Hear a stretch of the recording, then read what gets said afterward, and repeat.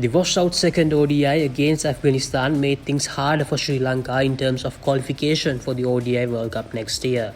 After the bowlers made a strong comeback to restrict the Afghans to under 250, Sri Lanka had a great chance of winning the game and clinching 10 points, but unfortunately, rain spoiled the party for the Lions. This result confirmed Afghanistan's automatic qualification spot in the World Cup next year, and to have some hope of booking their own spot, Sri Lanka will have to win the third ODI and at least 2 matches when they tour New Zealand next year.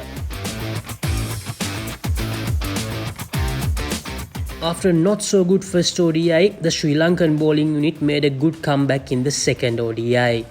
Although Afghanistan registered another solid start, their middle order and low order crumbled on the back of some brilliant bowling by the likes of Kasun Rajitha, Mahesh Theekshana, Wanindu Hasaranga and Dhananjaya De Silva. Lahiri Kumara also supported the other bowlers well, but conceded some runs mainly due to the luck going the batter's way.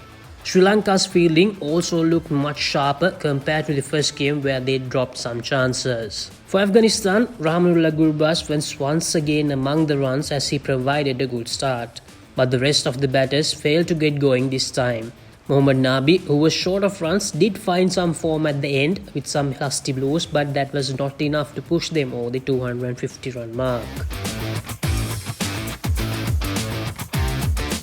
The only area of concern for Sri Lanka after the second ODI is the pace bowling all-rounder slot. Dhananjaya Lakshan, who was picked for this, is clearly lacking the pace to pose a threat on these surfaces, which makes life hard for the Sri Lankan skipper. If Dhananjaya De Silva or one of the other bowlers have a bad day, this makes Sri Lanka short of options, as the trust on Lakshan's bowling seems to be a problem in the Sri Lankan camp. For Afghanistan, their middle order seems to be vulnerable with no particular option which they can rely on. If the top 3 falls cheaply, there's a huge chance of the Afghanistan innings falling apart easily. So the skipper Hashmatullah Shahidi and Gulbuddin Naib will have to play more responsibly to make sure their batting unit stands firm.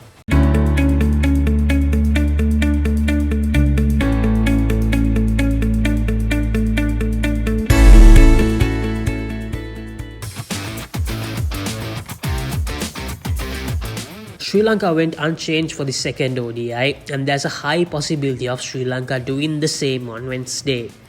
The only possible change that Sri Lanka may do is Dhananjaya Lakshan missing out to make way for either Dunith Wellalage or the debutant Milan Ratnayaka, but that seems unlikely at the moment. Afghanistan will also go with the same playing 11, although they do have some concerns surrounding their middle order, as most of the other players in the squad are highly inexperienced. But with the World Cup spot now being confirmed, they may very well try some experiments. Once again, all eyes will be on Pathum Nissanka.